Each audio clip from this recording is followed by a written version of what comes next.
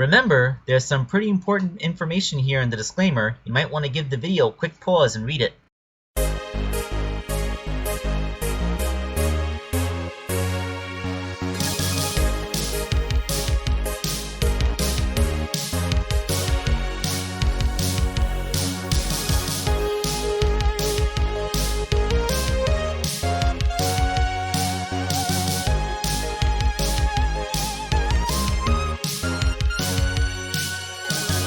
Hello my friends, this is Wake Angel 2001 coming at you with another very special custom.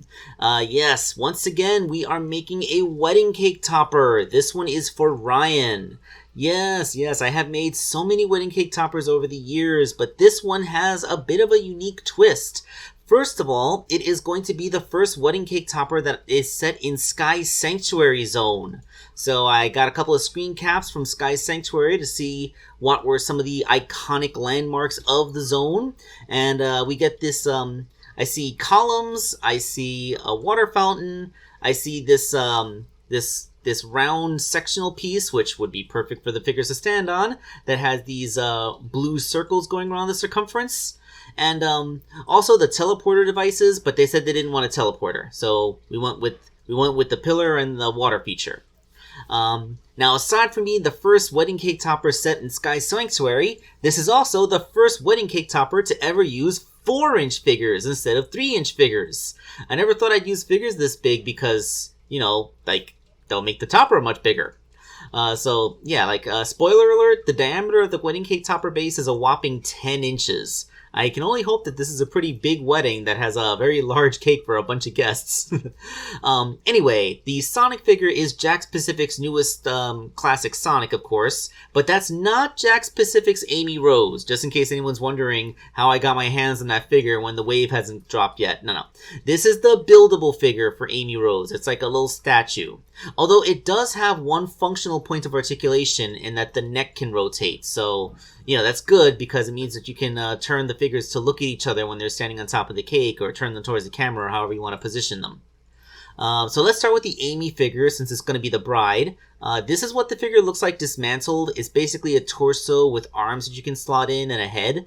The whole gimmick of this toy is that you can swap the arms out to give her a slightly different pose, but, you know, we're only going to be sticking with this one set of hands because the right hand happens to fit into classic Sonic's hands so they can look like they're holding them, and her left hand, which was originally meant to hold the Pico Pico hammer, is perfect for holding a bouquet.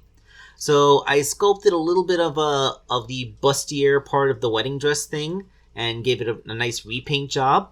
You know, painting anything on her that's not white into like a, you know, I made it white. I gave her like a strapless, backless gown, you know, like the kind of wedding gown that a hedgehog would wear. Her shoes had the orange shoelaces covered over, although I leave the powder blue bits. I thought that they looked kind of nice in this color scheme. I also painted the shoulders of her dress white, you know, because, you know, they're part of the poofiness. And I gave her, you know, the wedding veil. Once I painted her hair brand white, I made the veil out of tulle fabric, the way I always do. Held on with a bit of a epoxy sculpt, and then some rhinestones added on top of the epoxy so that it looks, you know, nice, and you don't really see the blob of goop sitting on top of her head.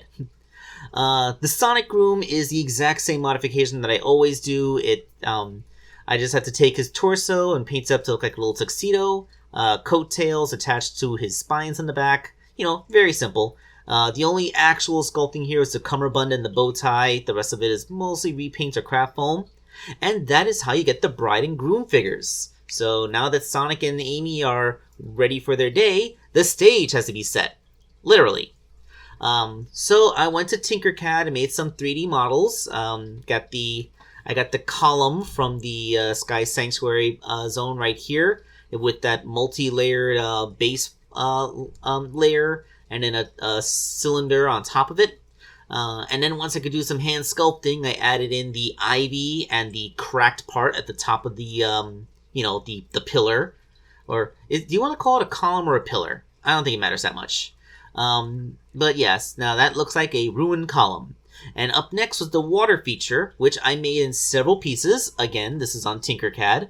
You know, the large base, the beginning of the tower, the multi-layers, Once it's all stacked up, it makes a lot more sense. It looks a lot more like a water fountain. And then, using some reflective ribbons, I made the flowing water effect. The ribbons are simply hanging off of the two dishes on the side, but the ones coming out of the top, I used that trick where you pull a ribbon along the blade of a pair of scissors and it makes it curl on itself. So I did that to two little strips of ribbon and then stuck them in the top of the water feature with a little toothpick there to make sure it doesn't slip over on itself. And then all that was left was the bouquet, because there always has to be a bouquet. They sent me this reference image showing, the basic colors of the flowers in the bouquet, and then everything was set up. The stage is just a 10-inch diameter circle, which, since this is Sky Sanctuary, is just painted a light green color. Although I did use a bunch of pins with the large blue heads to do the circle things that goes around the circumference of it. Oh, by the way, do not try to pull these pins out, Ryan. I use crazy glue on the pins to make them stick to the styrofoam inside, so, pulling them out will mean tearing up the foam. So, don't do that. But yeah, that's it. We got that and a big foam ring painted gold to be the the special stage ring that these wedding cake toppers always have. And there you go. The reason why I used a big foam ring this time instead of my usual brass ring is because these larger figures, they're bigger. The brass ring I normally use would, be almost invisible behind them because it would be too thin and too small. So this big, thick gold thing is exactly what the doctor ordered for this situation. So there it is. Of course, I also put in a couple of stretched out cotton balls to fill in some empty space on the stage to look like, clouds, because Sky Sanctuary. It tracks because there are actual platforms that are made of clouds in that stage. As usual, some assembly required. What you're seeing here is everything just standing on the stage how it would be expected to be, but it's not actually gonna be sent like this because it'll tear itself apart when I try to mail it. So everything will be packed. Each individual piece will be safely wrapped up so it won't get damaged and sent that way, and then they can, glue it all together when it arrives. That's just how it goes. If the base wasn't something as fragile as foam.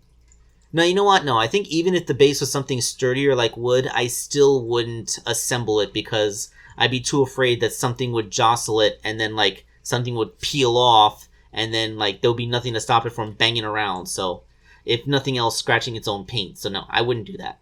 So, yeah, these things always get sent dismantled.